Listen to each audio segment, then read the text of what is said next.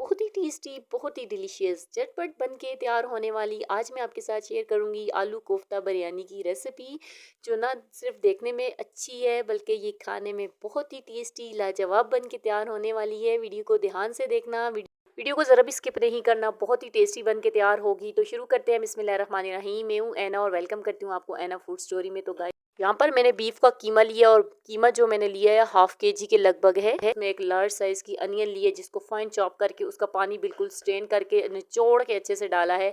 1 table spoon कुटा हुआ धनिया पाउडर ऐड कर दिया, 1 टीस्पून नमक डाल दिया है, 1 टीस्पून सफ़ेद ज़ीरा पाउडर ऐड कर दिया है, 1 टीस्पून कश्मीरी लाल मिर्ची ऐड किया, हाफ टी स्पून हल्दी डाला है, 1 टेबल स्पून मैंने इसमें घी डाल दिया है।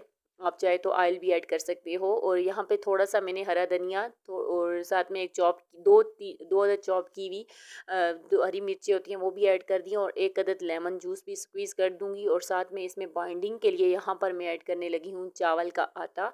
आप चाहे तो भुना हुआ बेसन का भी यूज़ कर सकते हो, लेकिन मैंने इस दफ़ा बेसन नहीं डाला। मेरा यहाँ पे राइस जो चावल का आटा है वो ऐड करने लगी हूँ। तो डिपेंड करता है, आप कुछ भी ऐड कर सकते हो बाइंडिंग के लिए। आप चाहे तो मकई का जो आटा होता है वो भी डाल सकते हो, उससे भी अच्छी बाइंडिंग हो जाती है।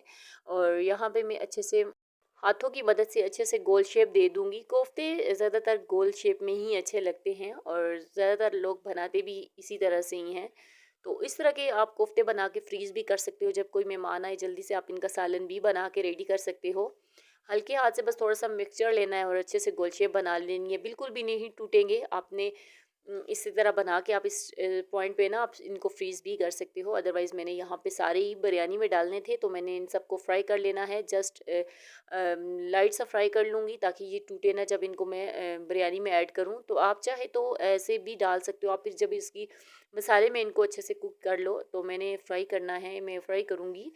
तो कुछ लोग फ्राई नहीं करते, तो कर लें तो ज़्यादा बेहतर रहेगा। यहाँ पे मैंने इनको अच्छे से फ्राई कर लिया है। आप देख सकते हो हल्के हाथ से चम्मच को चलाना है। पहले 5 से 6 मिनट के लिए बिल्कुल इनको टच नहीं करना।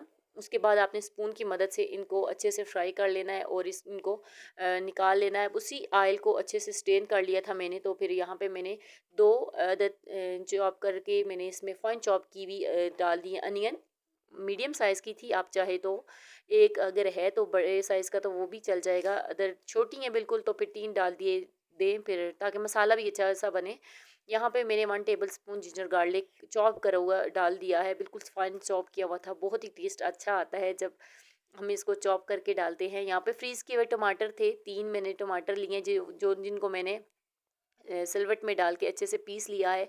क्योंकि ये मैं फ्रीज़ कर देती हूँ टमाटरों को ज़्यादातर, तो फिर इनको काटना तो मुश्किल हो जाता है। तो फिर मैं अच्छे से वॉश करके इनको अच्छे से सिलवट में अच्छे से पीस लेती हूँ। तो खैर यहाँ पे इनका पानी ड्राई हो गया टमाटरों का। तो यहाँ पे 1 टीस्पून इसके अंदर मैंने नमक ऐड किया है, 1 टीस्पून ही मैंने इसके अंदर रेड चिली पाउडर ऐड किया है, हाफ टी स्पून इसके अंदर मैंने गरम मसाला डाल दिया है, 1/4 टीस्पून के बराबर हल्दी पाउडर भी ऐड कर दिया है और धनिया पाउडर भी इसमें अंदर मैंने 1 टेबल स्पून भर के डाला है।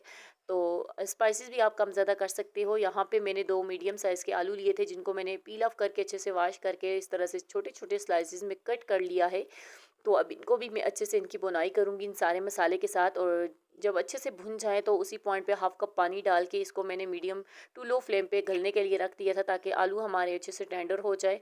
यहाँ पे आलू आप चेक कर सकते हो हमारे अच्छे से टेंडर हो गए थे, मसाला परफेक्ट था। तो इस पॉइंट पे मैं जो फ्राई किए हुए कोफ्ते थे वो ऐड कर दूंगी। आपने अगर फ्राई नहीं किया हुआ तो आपने फिर आलूओं के साथ ही आपने भी कोफ्तों को डालना है और अच्छे से कुक कर लेना है। यहाँ पे मैं अब गरम मसाला लिया है 1 टीस्पून, 2 अदद तेज़पत्ता, 2 दालचीनी ली है और 2 अदद मोटी काली इलायची ली है। चावलों को मैं अच्छे से बॉयल करूँगी और पानी डाल दिया हस्बे ज़रूरत। जितने मेरे पास राइस थे उतने, उससे थोड़ा ज़्यादा डालना है क्योंकि मैंने इसका पानी स्ट्रेन करना है। मैंने जस्ट चावलों को बॉयल करना है यहाँ पे।